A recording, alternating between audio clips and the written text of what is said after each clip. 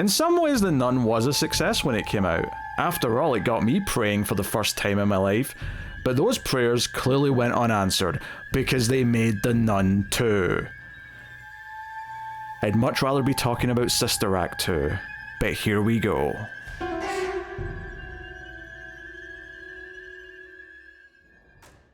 Welcome everyone to Screams After Midnight. I am Peter, and joining me as always is Tim.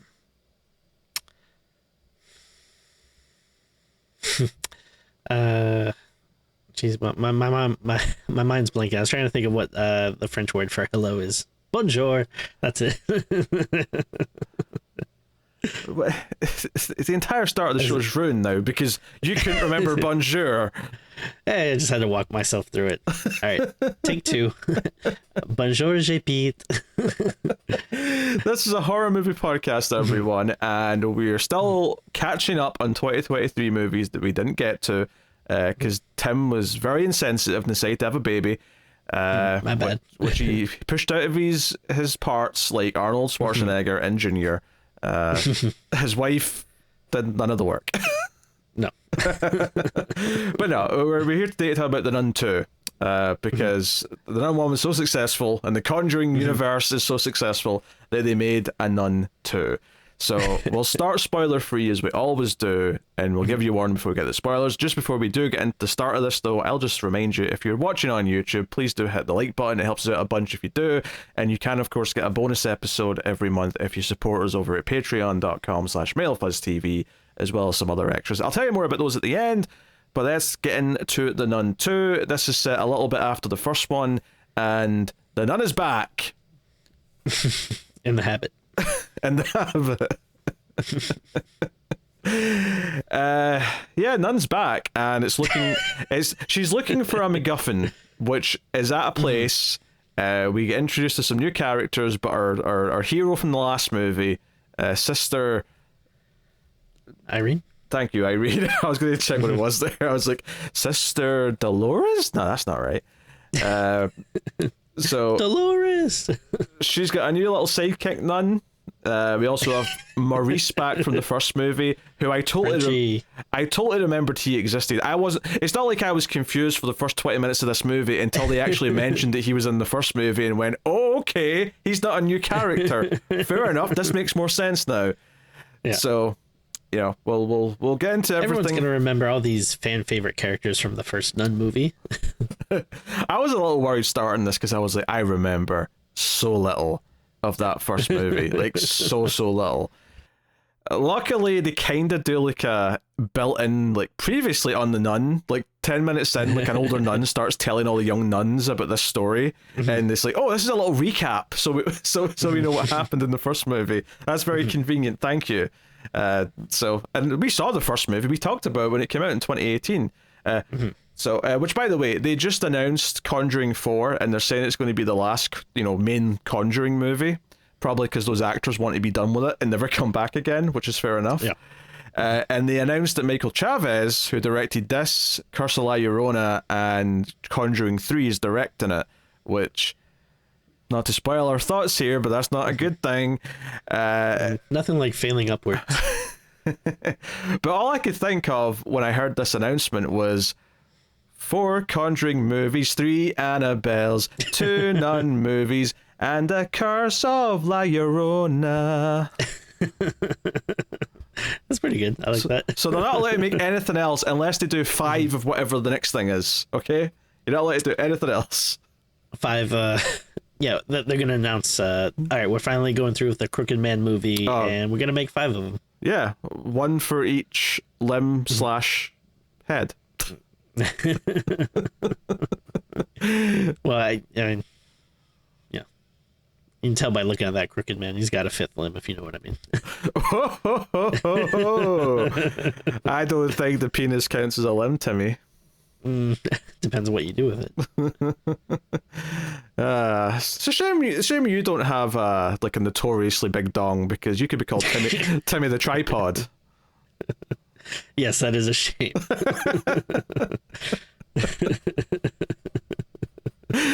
You can tell me why I talk about The Nun 2, because we're going down a very weird path already at the start of this. Yeah, this movie was talking about my penis is not a weird path. it's a path that not many people want to walk, okay? That's fair. No arguments here. Myself included. Yeah, Nun II sucks. Are we just getting that out of the way? Oh. Thoughts, Tim? Feelings? Emotions, that's the word I'm looking for. I kept almost saying motive. You don't know, not motive. He doesn't have a motive for something. Emotions. Yeah, so, I mean, this might be one of the more divisive episodes because I was actually a little surprised. I kind of thought that this is about you're lying through your teeth. I can smell it on your mail off. I can't even get through it. Yeah, no, this is absolutely horrible. I mean, on the one hand, I am kind of impressed that they did manage to make something that was more boring than the first Nun movie. Maybe a hot take, I don't know. No, it's more boring. Like it might, like out of the Michael Chaves saga, right? Mm-hmm. It's probably not as bad as Curse of La Llorona, but holy crap, is it close? And that is a low bar. Yeah. And the sad thing is I was actually kind of excited for this one because at least one of the writers is I think it's I'm not sure how you pronounce the first name. Akila Cooper. I'm going to look at the name. Akila Cooper. I would say Akila, but I mean, I'm sight reading it, so go on. Yeah, but I mean, but she's done like Malignant and Megan, which those are movies I enjoy, like, you know, to varying degrees. Like, I'm not saying that. Couple of sixties, but not bad. But I think at the very least, though, like, you know, while maybe those movies themselves aren't completely perfect, I do think that they do have standout moments that are like pretty wild. So while I didn't think this movie was going to be like great, I thought like, okay, but maybe it will have a moment here or a moment there that'll be like kind of like really crazy and fun to talk about. But there really wasn't. Like, there was a couple of set pieces that I thought, Tim, okay. I'm going to counter that slightly. I'm going to say that technically there are some big moments, because I was thinking this as I was watching it. There's a couple of moments that even if they're not good, I should at least think this is a funny moment. And somehow Michael Chaves has this talent for making everything that happens the most boring possible dull version that it could possibly be. I mean, we'll get into it in spoilers, but like the opening of this movie, like the opening scene, it should make you go like, oh my god, like this is crazy. But no, I totally agree. Like the director just makes it so lifeless and boring and dull that it's like, yeah, it's just hard to care like at any point throughout the movie. Yeah, the opening of this movie features a ball rolling into the darkness. I feel like I've seen that maybe 50 times in the last 10 years. So yeah, you know, he's coming out with these fresh ideas, these fresh new things that we can't possibly think of. Yeah, it's just, you know, there's so much loud noise stuff after quick cuts. There's some big CG set pieces where there's a lot more chaotic things happening. That stuff just like whatever. It's overlong. It's almost 2 hours. Oh my god, that pissed me off. Yeah, when I looked at the runtime, I was like, god damn it. And the most worst is that at the 90-minute mark, I was like, this feels like it's wrapping up, but somehow there's like 25 minutes left, give or take. And yeah, there was just more stuff. Like we're doing more things. And maybe the worst part of it is that the first like 2/3 feels like it's intentionally wasting time, because it like Sister Irene, like Taissa Farmiga's character, right? And I like her as an actress well enough. Me too. Her character's thing in this movie is that she can't really get to where everything else going on is until the third act. So the first 2/3 of the movie are just her on this quest for knowledge kind of thing with her new sidekick. And honestly, all of that is just painfully dull. Like, sucks. Let's go talk to a librarian who seems to just know a lot of things about things. And, we got a new MacGuffin. Let's find the MacGuffin. And that's all it is. And there's a lot of points where it doesn't feel like a horror movie. Like, it feels like it's trying to be an MCU movie or something, where it's like, oh yeah, you have like, you know, these characters teaming up. They're trying to find this item of like mystical power that the villain is after too, and there's like a little, like reference to it, but they're not gonna, figure out what that means until the end, and like all this like bullshit stuff. Like it's just there's like, I don't know, it just didn't really feel like actually, Tim, horror to me. I would say I would disagree. I agree with your sentiment, but I would disagree with what we compared it to. I would say it felt more like an Indiana Jones movie. Sure. Yeah. Because we've got like, the mysterious light coming through the window. Where's the, that's going to point to where the secret thing's hidden. And that's true, that's quite late in the movie, but I don't think anyone cares about that detail. Sure. Yeah. And so much of it is chasing the magical artifact kind of thing. It just so happens that the villain also looking for it happens to be a demonic entity that takes the visual of a nun for reasons. A few times. Several times, constantly. Even. I mean, I feel like there's not as much nun stuff in this one. Oh, fair. I mean, I thought they were once again really milking the overall visual of her. Like they do things where like the stone in the wall, which is kind of dirty in parts, kind of makes the shape of her vaguely. They do like a really absurd over the top thing that lasts like 2 minutes with a bunch of magazines that flip so that all the pages kind of make the shape of the nun. Which, like, again, I feel like that is kind of a cool, interesting idea, but I don't know if it's just so directed poorly that it just, or maybe like you're saying, it just goes on like way too long that you just like end up not caring about it. Like, okay, yeah, because you get in the first 10 seconds what's going to happen, but then it takes another 90 seconds to actually get to that point. So you're like, and then a lot of the rest of the movie, which is set at like a boarding school, where Frenchie from the first movie, the sort of caretaker guy, he's the caretaker at this school now. We're introduced to a school teacher and kind of a main girl who's like someone we get to, is the daughter of the school teacher. So the teacher's Kate, the daughter's Sophie. Yeah. And we have the usual tropes here. We have a group of mean girls that pick on her. She's kind of friendly with the caretaker. There's clearly an implied possible romance between him and the mum, Kate. And even this stuff, I was feeling like, okay, you've done the initial scene where you've introduced these characters and there's a little bit of like, flirty tension between them. That's fine. But then we do it 5 more times and I'm like... all you're doing is reaffirming what you've already said. You've not actually introduced like progression in this. You're not. I couldn't believe how little like this actually progresses by the time we get to like all the stuff going down. I thought, there's going to be a subplot here where he eventually works up the courage to ask her out, and maybe they have dinner together. Maybe they grow to care about one another before stakes get real and shit starts happening, so that when like one of them's in trouble, the other one is like, oh no, I'm kind of falling in love with this person, so I actually care. Instead, they're basically still the same awkward, maybe there's an attraction by the time stuff starts happening. So, that all felt like a bit of a dry, wet thud. I said dry and wet, I know.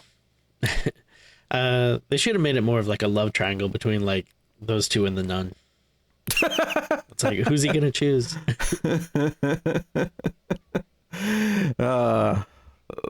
Do we make the joke here about buns and nuns? I don't know. That just feels too easy. Yes, I can tell you this though. I wanted none of this movie. Very good. See, I'm funny. I'm witty. You know it to be true. Honestly, the most enjoyment I got out of this movie is right near the start when it first introduces these characters. You got Frenchie and little Sophie, who's like, I don't know, the kids are all like 12 or something like that. She gives him like a friendship bracelet, right? And the mean girls like see it and start making fun, like, oh, she's giving something to her boyfriend, right? And Frenchie just kind of stands there staring, and I get that it's awkward, like, what do? Do you stick up for her because it'll just make her get picked on more? Like, is he stepping out of line if he sort of tries to discipline her, so on and so on. But he just stands there staring as she's being mean, and I legitimately felt like he might swing for her. He might swing for this 12-year-old girl. And honestly, my imagination making that moment more funny was the most fun I had in this entire movie. Yeah, I don't know. I feel like there's, and I think this can apply to, a lot of other movies from 2023 where it's taking itself too seriously. It's not cheesy or over the top enough to make it at least a fun bad watch. And yeah, there's not enough like, you know, talent or something behind the camera that's, you know, actually making it like interesting and worthwhile. So instead it's just like very dull and I mean, middling would probably be too complimentary to it. It's far too boring to be called middling. It's kind of like in this no man's land between all the different, like if you imagine like a triangle, right? And like one tip of the triangle is like dumb fun, another side of it is like serious high quality, and then the third one is like I don't know, maybe there's only two, but like, imagine a line. Okay, so no, okay, let me do it separately. So one tip of the triangle is fun, one tip is like serious high quality, and the third tip is like dumb, right?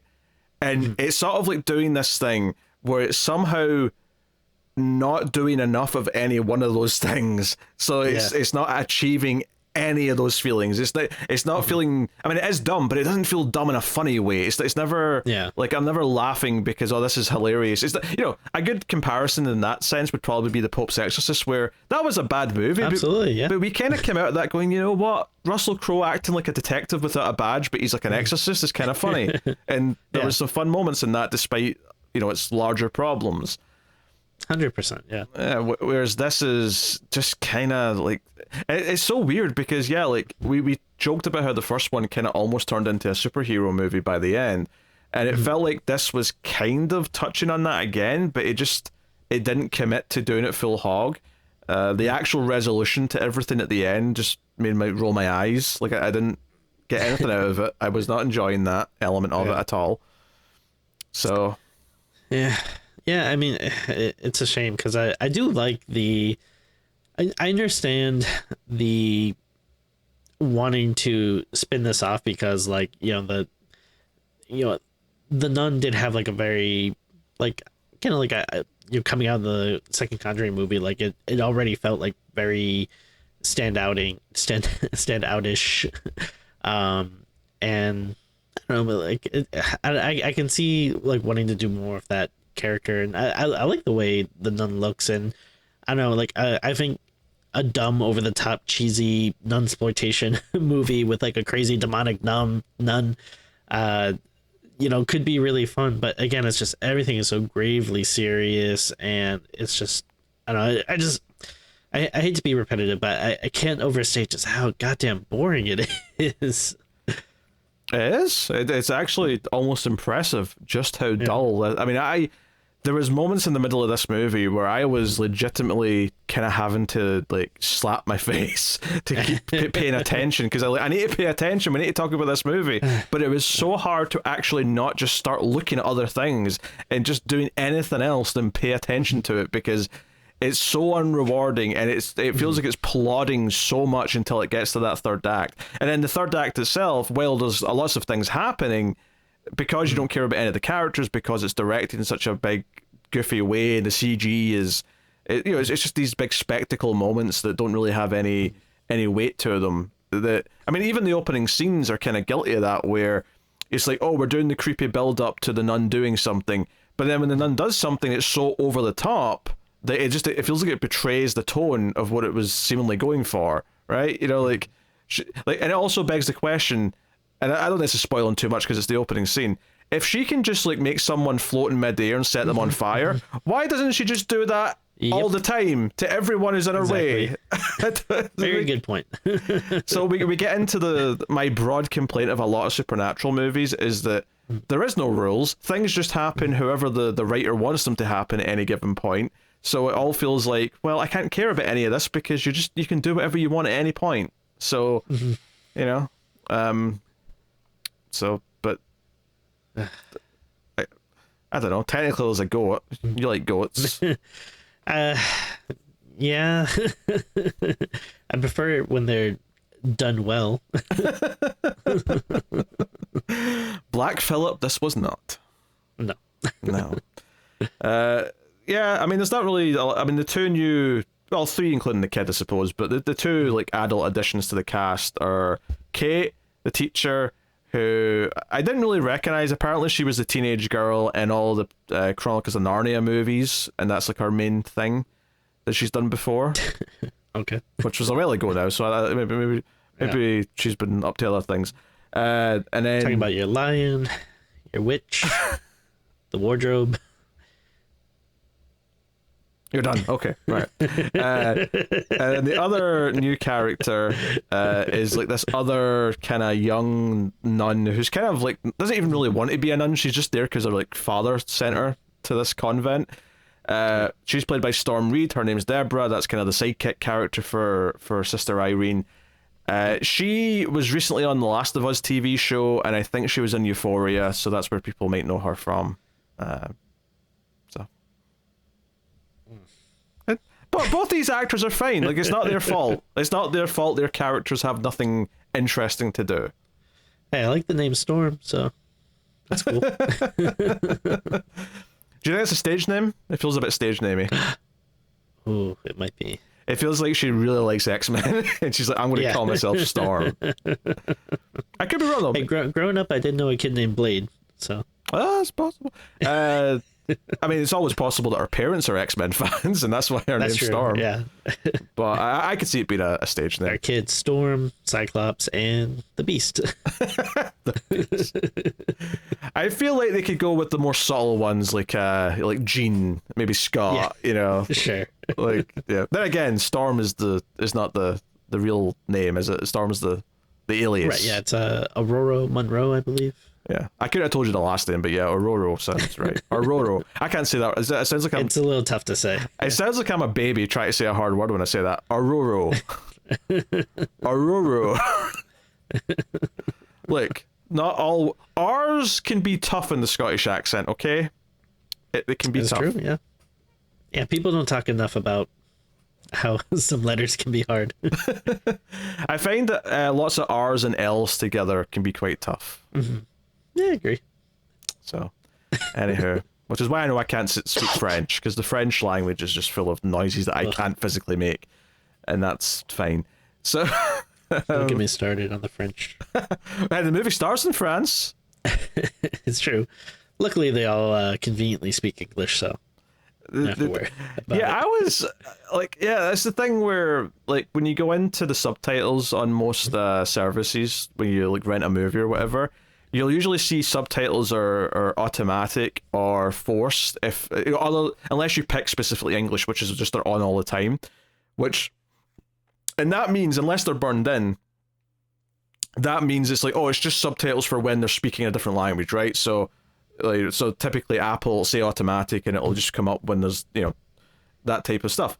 But I noticed that in this it didn't say that, and I was like, really? This is set in Europe, and somehow there's like no other languages that's ever going to get translated? And sure enough, there wasn't. You hear some like French mumbling in the background, but nothing that's ever like needed to be known. So yeah, everyone just speaks English for reasons. Listen, they weren't planning on the most sophisticated audiences going to see this movie. We can't lose anyone if by putting words on the screen.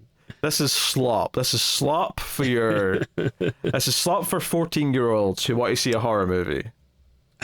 You know what the sad thing is I think it kind of did well.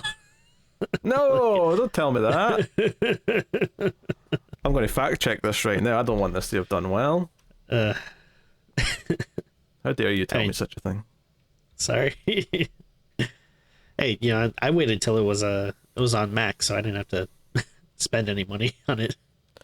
Worldwide, $269 million. That does seem quite good for a movie like this. Ugh. No taste. That means we're getting Nun 3. We're going to get Zero Nun game. Alright, or Frenchie's Revenge. Oh, it was about 70 million less than the first one, so it's downward trending. There's that at least. Okay. That's good. About 70 million people watched our review of the first one and said, nope. Tim, do you think people only spend $1 to go see a movie? Some people. It's about what I'm comfortable spending. Not a lot of people will tell you this, but those ticket prices aren't set in stone. You can haggle when you get to the movie theater. I did not know that. I typically order online, so there's no haggling option. I used to do that, and I used to always let's say there's quite a few times I gave myself the old senior discount when ordering online. Don't they check at the theater? Yeah, the 15-year-old kid that's making like $5 an hour really cares when he looks at my ticket. Honestly, these Zoomers today probably would look at you and go, "Yeah, you look 65." Probably. You go. Oh, you're so old. So old. It's true. All right, spoilers again. So I thought, what else was I supposed to say? Spoil this bitch. All right, the nun sets a priest What's on on your fire. t-shirt? But I just see this little red circle. Oh, it's Dawn of the Dead. Oh, nice. Oh, that's really cool. I like that. Yeah, you just see the head tipping up into the camera. Yeah. Yeah, I have a Dawn of the Dead t-shirt too. It's but it's I think it's more of a bluish color. So. Is it the same? Is it the poster though? Same sort of. Yeah, pretty idea? much. Yeah. Okay. We'll coordinate at some point. Sure. maybe we'll go back and do the Dead trilogy again, just for the fun of the t-shirts. That'd be fun. I think we still have a few. Oh well, I mean, there's we have the modern. Well, yeah, they're actually quite old now because Romero's been dead for like a decade. But that's not true enough because we did them when he died. That's why we did them when we did them. So he's been dead since about 2017. Yeah, but I don't think we did Land. No, we just stopped at the main trilogy. Yeah, we didn't do Land, we didn't do Diary, we didn't do whatever the other one was called. Survival. Do you know what? I think that I've never seen any. Well, I've seen Land, but I've never seen the other two. Mm-hmm. And I wanted to call it Farm of the Dead because I think the one thing that I know about it is that there's at least one screenshot of them on a farm. That sounds about right. I think I watched at least most of it, but it's probably best left forgotten. But we should watch them all, and then we can rank the series. You got the ranking bug. Now you're just like, we need to finish these franchises so we can rank them. Yeah, I'm just wondering, would you include the remakes or only Romero? Oh, that's a good question. Well, we'd have to do the remakes as well then. Well, we've done. I'm assuming we did. We did Dawn. Yeah, we've done Dawn already. We'd have to do the 1990 Night of the Living Dead, and I think technically there is a remake of Day of the Dead. Yeah, that one's utter shit. I watched that on Netflix at some point. It's pretty painful, but yeah, we must. All right. I love how we said spoilers, and then the first thing we did was start talking about something else. You got distracted by a t-shirt, and here we are. It's true. It's happened before. Yeah. So, anyway, okay. I think we're going to go through this scene by scene. Let me just do some broad strokes here, right? So, we find out early on, once we're introduced to Irene, who's at a convent with Deborah, and the old nun starts telling the story of the demon, right, of the first movie, and talks about how it was this great evil. It took the form of something very blasphemous, the nuns themselves, and a priest and a nun went in to fight this thing. And we find out that the priest, a character from the first movie, got a promotion for like dealing with this, and the nun got jack shit. So the sexism is alive and well in the Catholic Church, everyone. Just let's throw that out there. But patriarchy strikes again. No one seems to know that. I mean, I think obviously higher ups do, but no one there seems to know that Irene was the nun that went and helped fight this evil. In fact, she was the main one who won. Let's be honest. She actually did the fight, right? The priest, right? Yeah. Priest did jack shit. Well, I don't remember, to be honest. But I remember her being the one. I'm pretty sure he was. Yeah, like pretty. Not doing anything. She got the superpowers or whatever from the blood of Christ or whatever happened, right? So that sets her up, and of course, after the priest at the start was burned alive, right, by floating in midair. Not the Pope. Which again sounds like it should be fun, but it's no, it's shit. It's a quick cut. He's flying in the air and he sets on fire, and it just kind of feels like this is too big and like. it's just too brash. Like, I feel like we should be doing either do your creepy suspenseful movie or do your big over the top schlocky thing. You can't have it both ways. No, so that's a good way to point it. Yeah, it is trying to like be both, and it's not one way or the other. Where, yeah, I'm sorry, it's just not good enough to be taken seriously, but it's not bad enough to be fun. Yeah. So a bishop or someone comes to the convent, and Not to be confused with Bishop from the X-Men. no, just in case you've got X-Men on the brain now. Yeah. Comes and says, "Hey, the demon's back. We're calling you in. You're the only one who's ever fought anything like this." And she's like, "What about Father so and so from the last movie?" And he's like, "He died of disease between movies." He's 5 days away from retirement. I can only assume that the actor didn't want to come back, so they wrote him out and just went from there. And that's why we have Deborah as a character, which fine. I don't know. I like the It is kind of like, it does feel like a buddy cop movie or something where it's like only you can deal with this, Sister Irene's like, all right, but I'm gonna bring my new partner along. which is totally fine. Although Deborah doesn't get told she's allowed to go, she just kind of follows her on the train, and it's like, oh well, you're along for the ride now, so we're not turning round. I mean, can you tell the train conductor to turn this train around right now? I don't think you can. Not this train, no. No. I guess you don't turn the train. You just go in the opposite direction, because trains are ambidextrous like that. They could go both ways. Yeah. They're bi-directional. That's true. That's the phrase. Yeah. I'm talking more about the train than I am the fucking plot tip. This is terrible. Yeah, so honestly, all they do is go and talk to the people that worked at the church where this priest burned alive.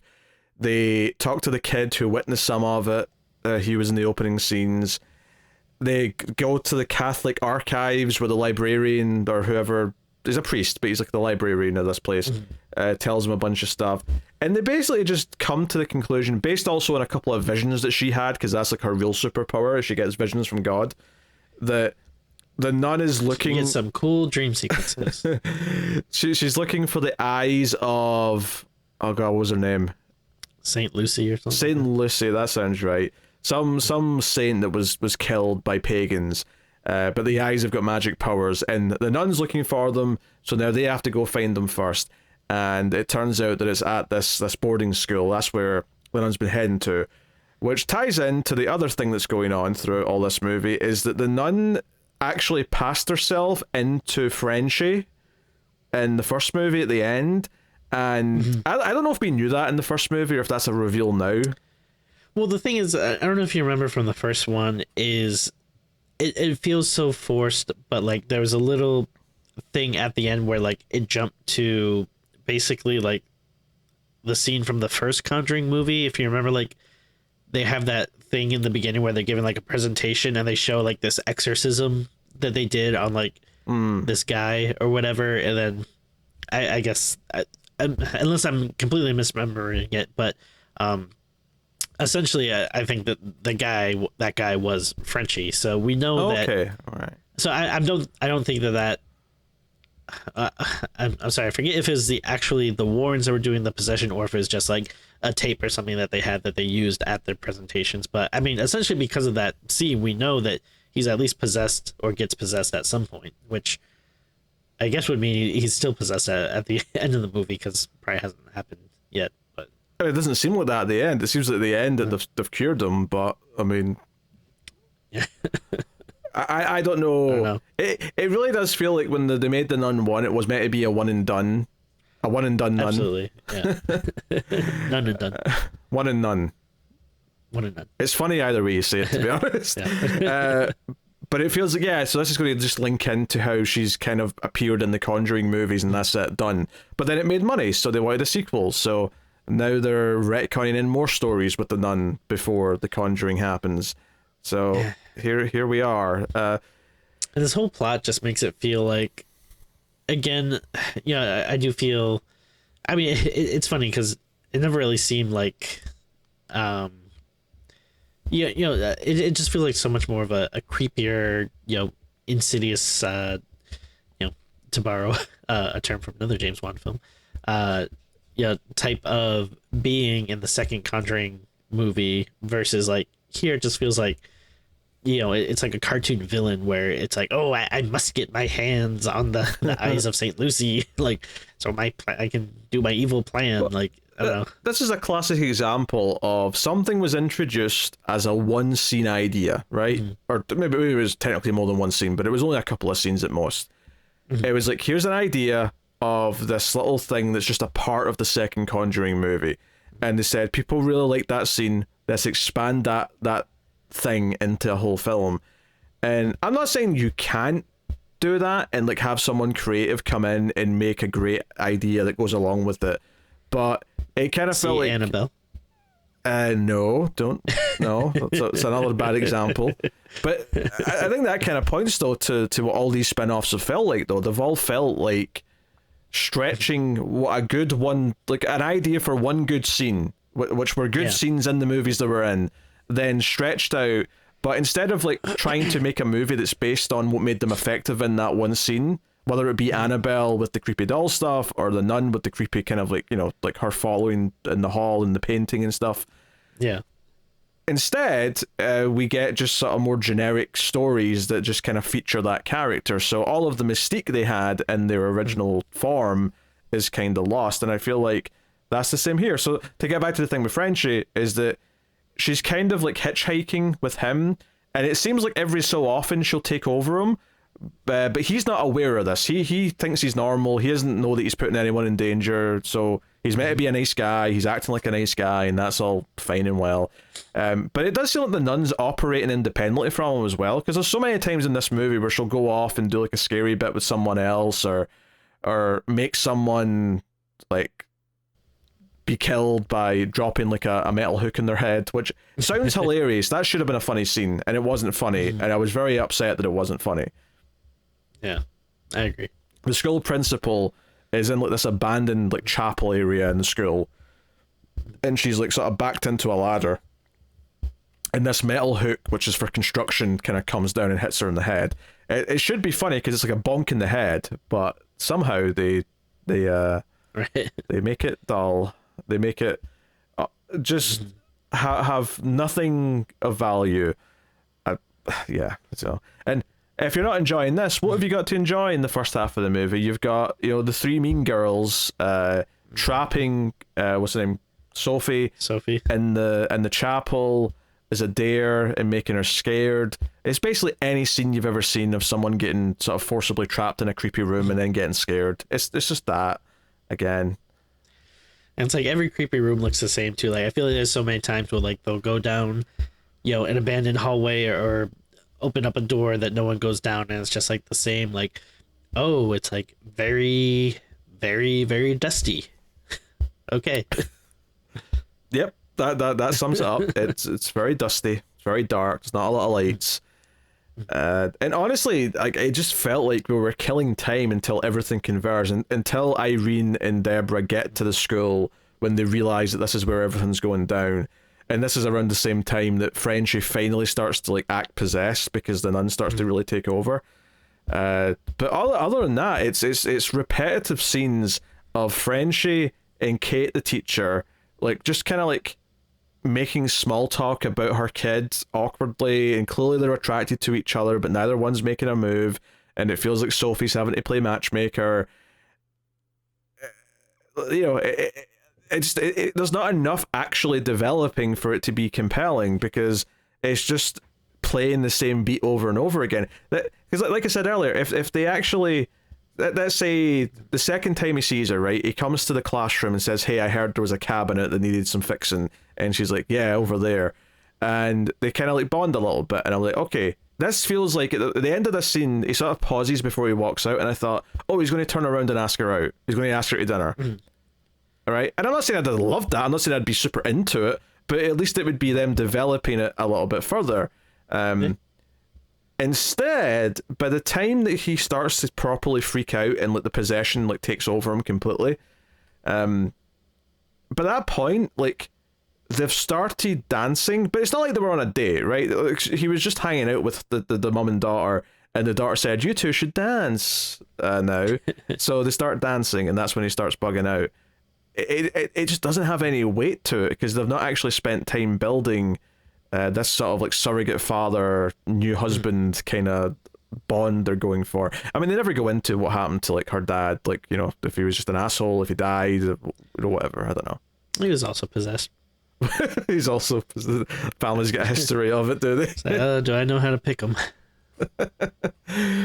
Yeah, and it's not even like they do anything greatly dramatic when he, like, let's say he was possessed for a while before Irene shows up, right? So there's maybe like a 5-10 minute period where Kate and Sophie are running from him, just almost like he's just like, you know, Jack Nicholson in The Shining. Like it looks like he's just went mad, and there's no explanation. So they actually think he's just a psychopath.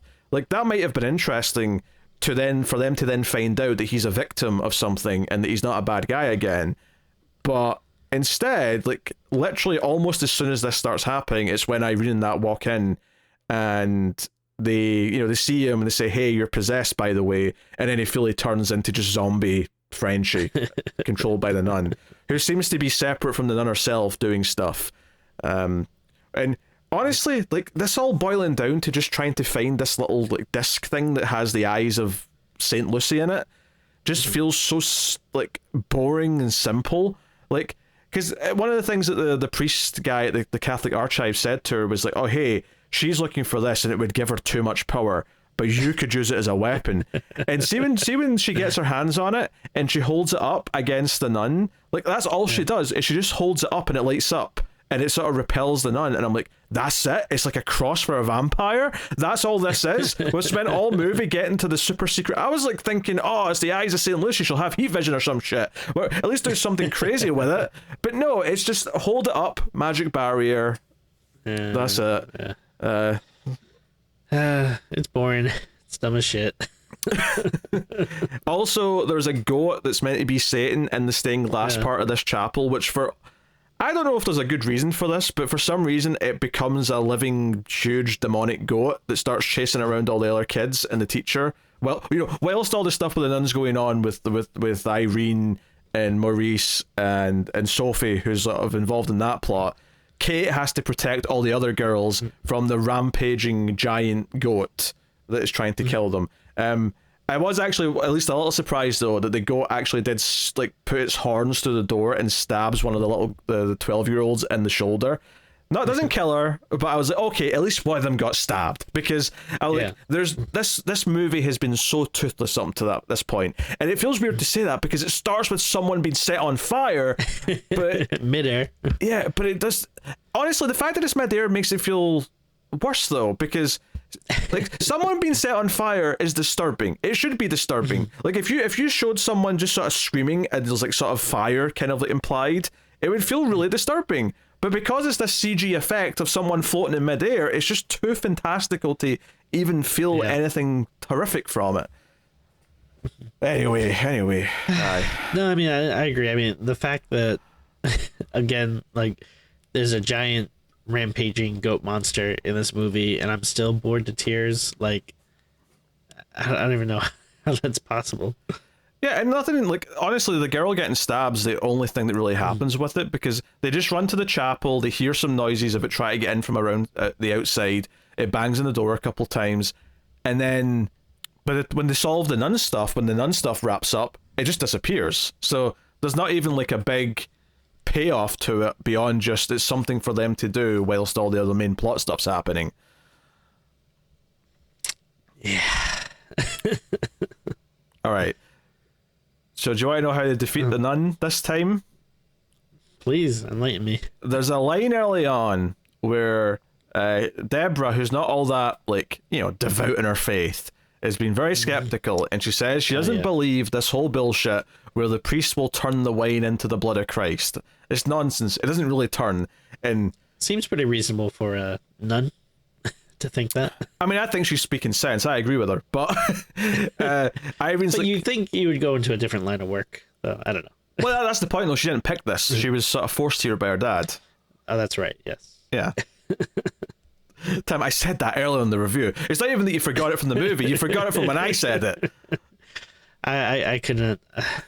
I can't stress enough just how little I care about any of these people.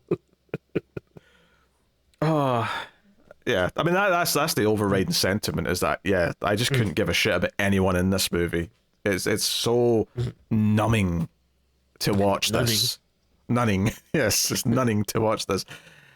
So the payoff to this, though, is that at the end of the movie, the big climax, because the nun gets the eyes, right? She basically makes it float up to her, which, again, why, if she can make it float to her, why was she chasing them with Exactly. Because she's literally chasing him with a possessed man, and he's like trying to grab them, and he's trying to like pull the kid out because the little girl Sophie has it, and she's running away from her and all that, and it's like, oh, we have to try and get to her and pull her out from behind these, like, you know, like rafters or whatever she's hiding behind. And if you could just make it float, though, why did we spend 10 minutes with the chase scene? Like, if it was just a simple case of Jedi force powers, then who? Anyway, she has the power, she starts to light up, and she's like floating in the sky. Again, it's all very fantastical. We've had bell towers come crashing down. We've had all these big CG moments in this big final bit. And then the final payoff to this is that this location happens to be in a wine cellar. Right? There's barrels of red wine all around the place. There's a big puddle of it now because they've been smashing things in the middle of the floor. And Irene turns to Deborah and says, "Pray with me." And she starts doing the prayer to turn the wine into the blood of Christ. And if you remember, the blood of Christ is what defeated her in the last movie. The first one, yeah. So they turn the wine into the blood of Christ, and it all splashes and bursts out of the barrels onto the nun, and she CG Gets drunk, disintegrates. Very funny, but no, like she sort of disintegrates slowly as if the blood's like melting her, kind of thing. It's like, no, I'll get you next time. And it looks like shit. Surprising. You think up until now everything looks so great that they would have kept that stellar CGI perfection to the end. Sometimes we go through movies. I mean, depending on the movie, sometimes it's almost scene by scene, or sometimes it's just sort of generally kind of chunks of the movie, and we'll take it as like, okay, this is the opening act, so we'll talk about all the important stuff in the opening act. We'll talk about how the plot's set up, and then we'll talk about the middle act, and we'll go through it, right? This is one of those movies where, as I was watching it, I knew we weren't going to do that, because there's nothing to sort of like signpost the sections of the movie in the middle. It just it feels like it's just doing the two plots are just kind of doing similar things for too long until things all just kick off towards the end. There's not a good sense of progression, and one of the things that helps you, or helps me at least, talk about a movie in order is that it's easy to remember the order for the most part, because things naturally lead from one thing to the next. So I remember what came after, scene D's after scene C, because C motivated scene D, and scene D motivated scene E, and so on and so forth. But so much of this is just plodding that it all just blurs together in your mind, and there's not a whole lot to really say or talk about. And it's difficult because it's not even like... I think this movie's sins are one of the hardest to talk about, because it is just simply the direction makes everything really boring, and it's hard to like say, oh, like we can deconstruct why this isn't working. We can say that, oh, this moment doesn't land because they failed to have this character do this in their story, or the arc's missing, or whatever. And the writing here isn't good either, don't get me wrong. The writing is pretty sloppy and whatever, but fundamentally what I came away from this with was just how miraculous this director, how incompetent he is. And it's not like it looks like you're watching Birdemic or something like that. It has that professional like sheen to it, because it's got a budget and because it's a cinematographer and all that, but the actual progression of shots, the choices that are made constantly just completely suck dry anything that you could possibly feel in any of the scenes. There's no sense of like pacing in the tense moments. There's no sense of creativity.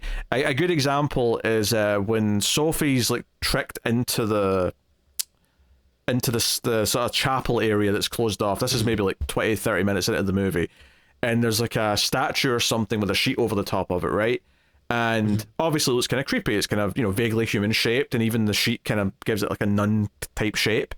And as she walks past it and like walks into the next part of the area, there's a quick cut back to the head of the statue, which then moves.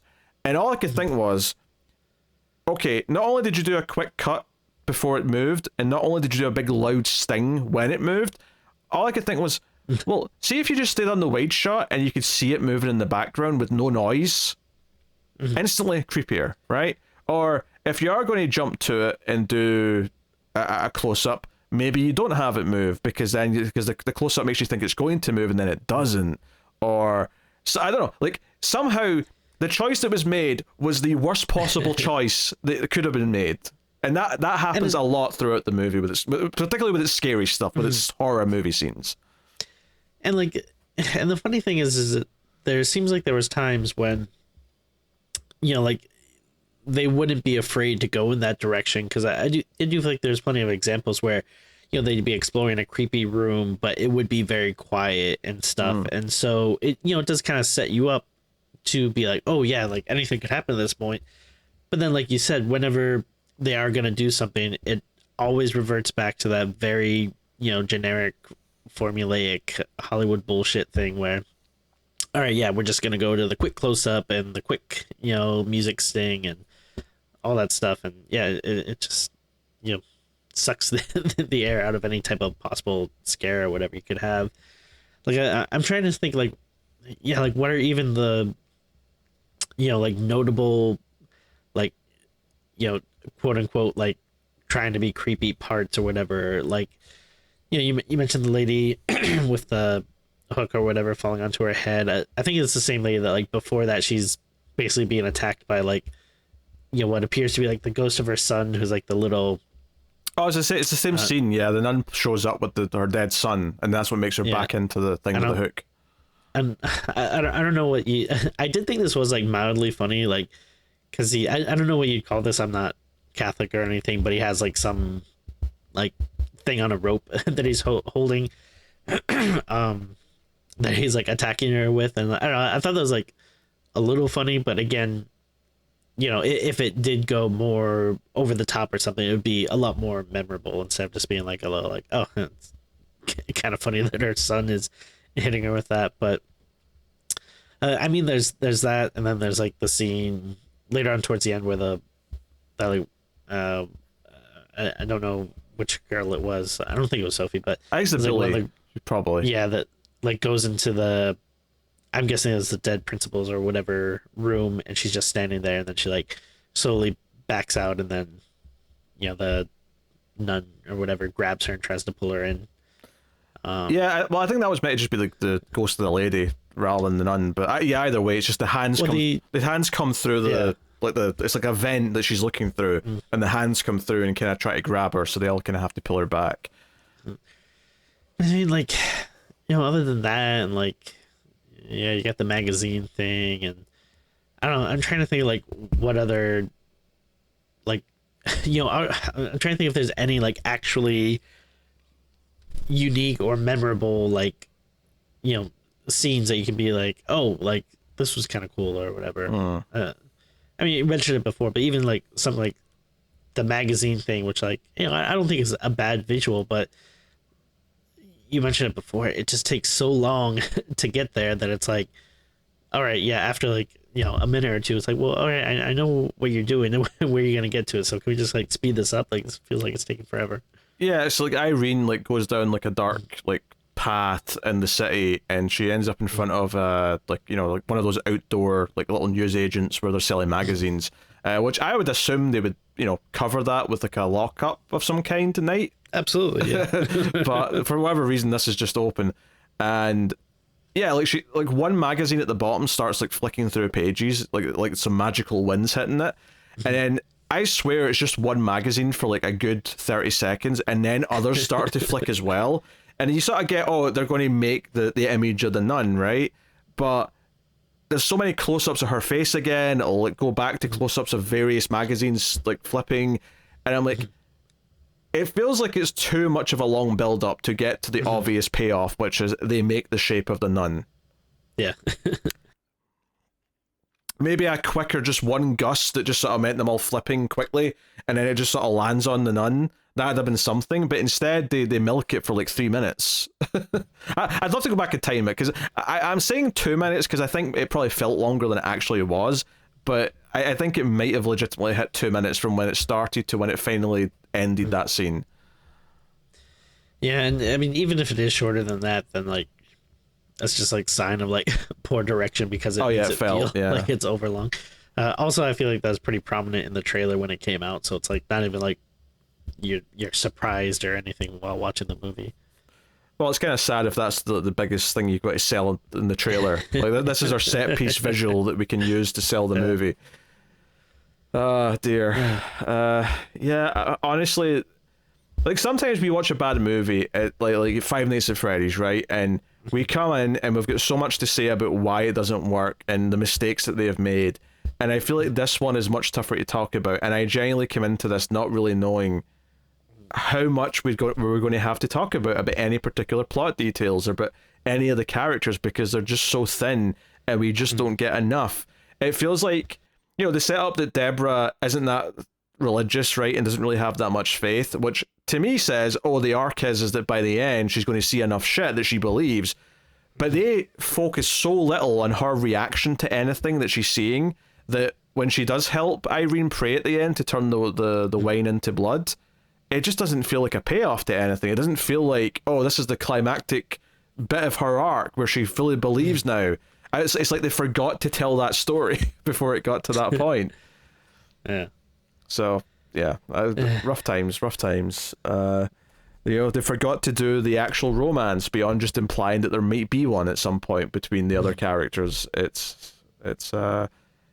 rough. So, yeah, I think this is a scrape into an hour, and we've had some tangents to get there. I just don't have much to say about it. Yeah, I'm in the same boat. I really, I do hate it a lot for what that's worth. Oh, I do too, but I hated Five Nights at Freddy's, but at least I had something to say about that. At least I had something to say about Pope's Exorcist, or I had something to say about what else have we done recently that sucked.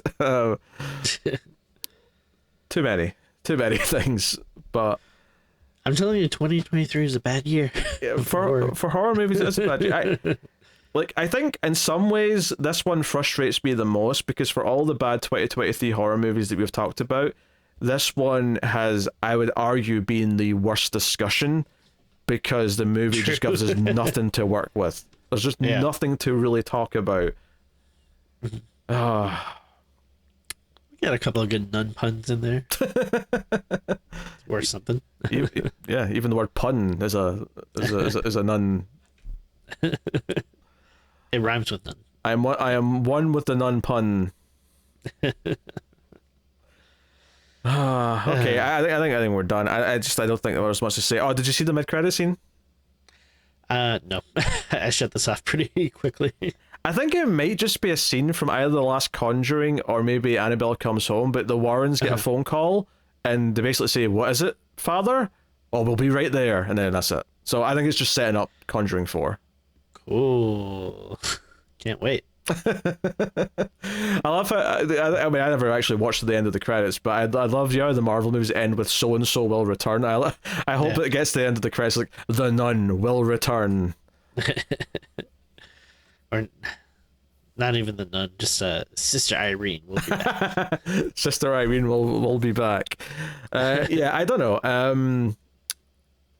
Maybe the nun will feature into Conjuring 4 directly. Maybe they'll actually have the Warrens dealing with her, so it'll be kind of the payoff. I hope not. I mean, at this point, given that it's Michael Chaves directing it, I have very little hope. I mean, Conjuring 3 was better than the other two he's done, but it wasn't good. It was very middling. Jeez. Yeah, the it would be funny if the fourth one was just this big showdown with the nun, because I'm uh I maybe people can correct me if I'm wrong, but I'm pretty sure they just made up the nun for the movies. Like, supposedly, the Conjuring movies are based on like real case files from these, sure, yeah. Hucksters. Allegedly, Tim. Allegedly. Yeah.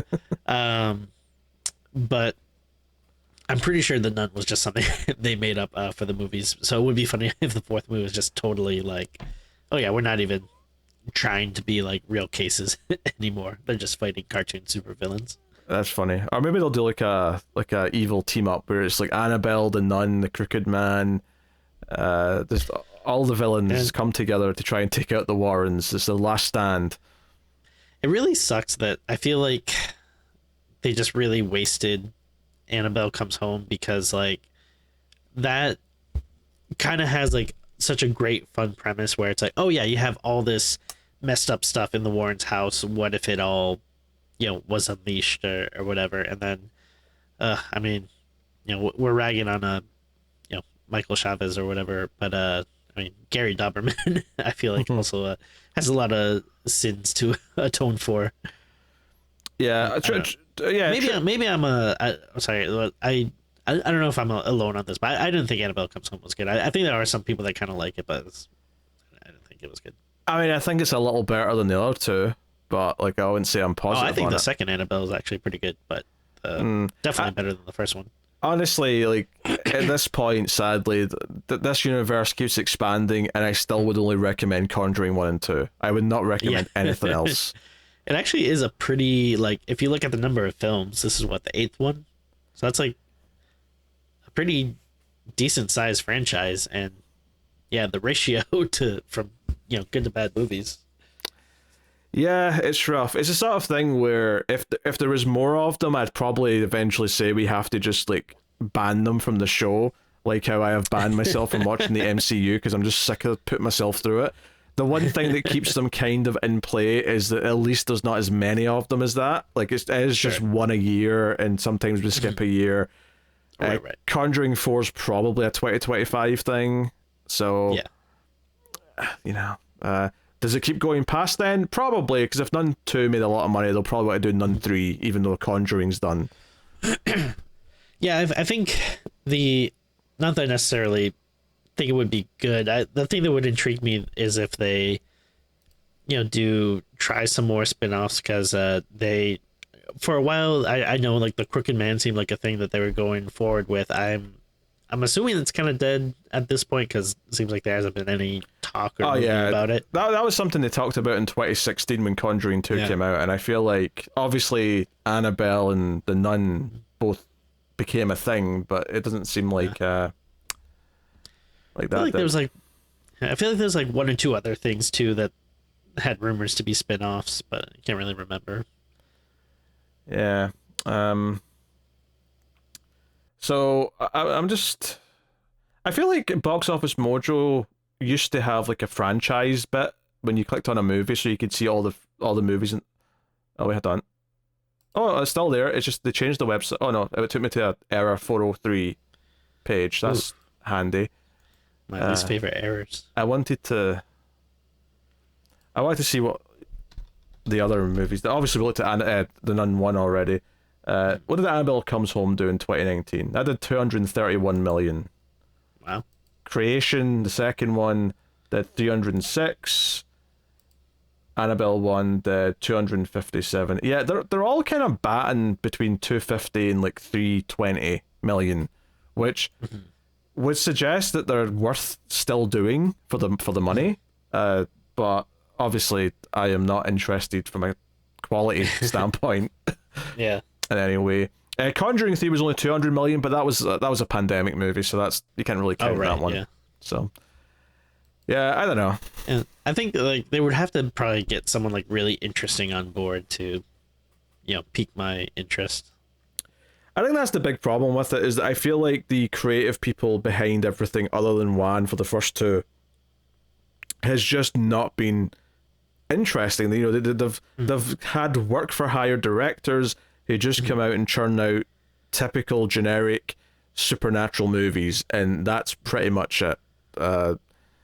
So sadly, this entire universe at this point, the more we get bad movies and the more that ratio of bad to good just keeps rising and rising, the more like I'm just like, I hate the phrase Conjuring verse now. Like, I hate it. I hate this franchise. I like the first two Conjuring movies, but I hate the franchise.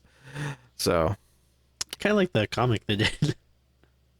I never read the comic, so It was a DC.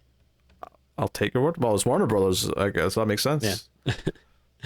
Yeah. All right. Well, okay. Let's just rate the goddamn movie. Tim, what are you giving the Nun II? Geez, it's tough. I mean, obviously it's gonna be very low, but like I feel like like 3 is like a pretty common threshold for like bad, boring stuff. But then I don't know. It was so boring. I don't know. I'm tempted to just go a smidge lower. Like, I don't know. It's like 2.5 does seem pretty harsh, but I don't know. I can't think of much that I necessarily liked about this movie.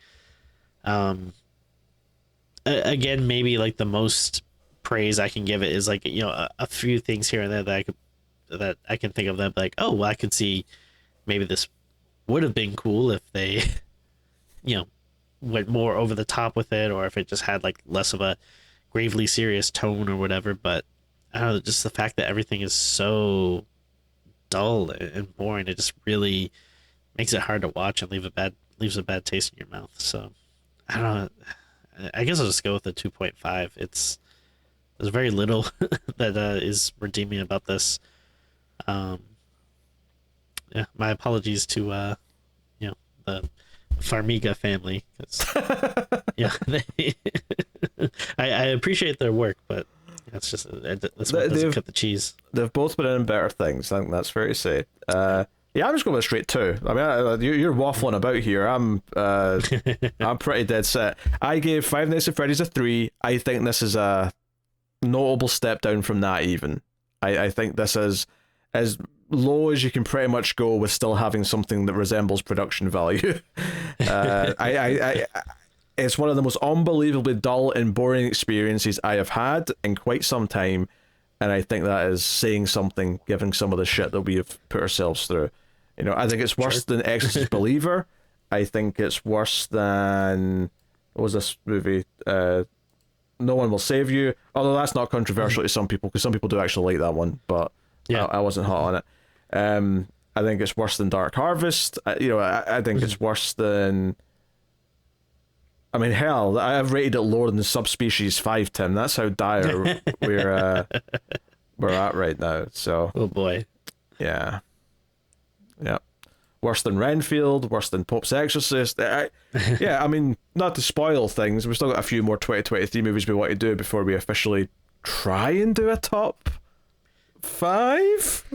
I think it's doable, but it's going to be definitely, it's more tough. I think it has to be a 5. I don't think we can do a 10 this year. I just don't think there's enough good stuff to do a 10, sadly. Oh, I think that's fair. Yeah. So, but Nun II... A 10 for 2023 would be like, okay, like, I didn't love this, but I need to have something in this spot, you know, like. Yeah, we'd have to get to the riffraff to even fill out 10 spots, I think. Nun II, right, as of right now, I would say it's the worst horror movie of 2022. Now, obviously, I say that having not watched... 2023, sorry, yeah. I say that having, of course, not watched some of the, like, homemade stuff that's obviously like a 1 out of 10, right?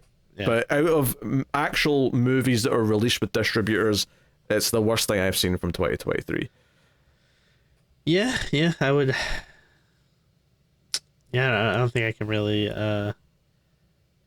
argue that.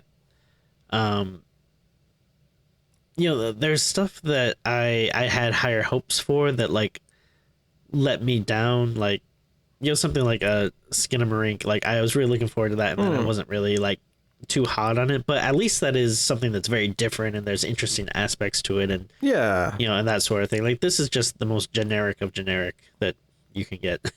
Yeah, I respect that way more than than this, or even a lot of the other things we've done from last year. Absolutely, yeah. So, okay, well, that's that. Next time on Screams After Midnight, everyone, another 2023 movie on the schedule, and it is The Last Voyage of the Demeter. So basically, Tim keeps putting off Saw 10. Every time I say, should we do Saw 10 next, Tim keeps saying, no, we've got another couple we need to do first. So we're doing the Dracula on a boat movie. So we'll see how that is. And you know we're pro boats on this show, so looking forward to it. I don't know, there was some pretty big anti-boat rhetoric last episode, if I recall correctly. I honestly, I don't even remember what movie we were talking about. I just remember we talked about boats a lot. It was Rec 4 for the record, but yeah. Oh, that's right, for the record.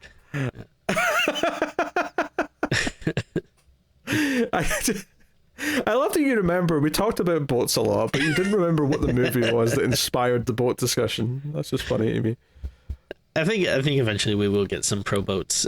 Well, we should have a pro boat and an anti boat t-shirt so people can voice their opinion either way. Yeah, it's a serious subject. So yes, that's what's coming next week. Currently on Paramount Plus. For any of my good point, my Plus heads out there that want to watch it. Yeah, at least in the US. It may be on Paramount Plus in the UK as well. I don't know. I've not checked. But UK's #1 streaming service. I don't know. I just mostly rent or buy stuff, Tim. I can't be arsed paying for 7 streaming services. It's just. Oh, neither can I. But hey, when you have as many family members as I do, True. You know, and as long as these corporations don't get greedy like Netflix and shut down their password sharing protocols. Oh, they're all doing it now, Tim. You better brace yourself. All right. Well, I mean, once that happens, we're gonna definitely have our movie selection cut quite a bit. They're definitely doing it, and they're adding Prime's added adverts to the regular tier. You have to pay extra now if you don't want ads. I'm totally fine with watching ads, but sure. Well, I watch many a movie on Tubi, and I'm okay with watching the odd ad every now and again. It's becoming more and more like cables. Before you know it, you'll be paying twice the price for like ad breaks included. You know, it's the way it's going. You know, the problem is though I don't think people necessarily. Well, man, I can't speak for everyone, but I don't mind watching ads as much. It's just a big problem though. Is like most of the ads you see in front of videos and stuff they suck. Like they're not like fun commercials like. You know, growing up when like, you know, the Kool-Aid man would like just, you know, burst through your house or something, or you have like, you know, some kid trying to stick it to their teacher by chewing bubble gum or something. You know, it's like, it's always just like a happy family they're so glad that they got their meal prep kit in and that they can make quality meals at home. Like it's like every ad I see. I mean, I think if I've paid to watch a movie, there shouldn't be ads during the movie. That's just a fundamental thing, I would say. But that's why I like buying stuff on sale and renting instead. Because sure. I don't want to deal with that shit, and I don't want to have to be like, oh, what service is this thing on? Obviously, every so often, like, a movie will only be on a service you can't buy or rent it because they're weird with the rates or whatever. But, you know. Anywho, not to tangent us even further into a longer runtime. We've somehow added 15 minutes onto this. Hopefully that rambling was entertaining on some level, but Last Voyage of Demeter next week. You can support us on Patreon. You get a bonus episode every month. At $5 and up, you also get access to the Even More Stream segments, which is just once or twice a month. Me and Tim will talk about something. Maybe we'll rank a franchise. Maybe we'll talk about some trailers that came out. Maybe we'll talk about a big news thing. Or maybe we'll do some other little fun activity, horror movie related.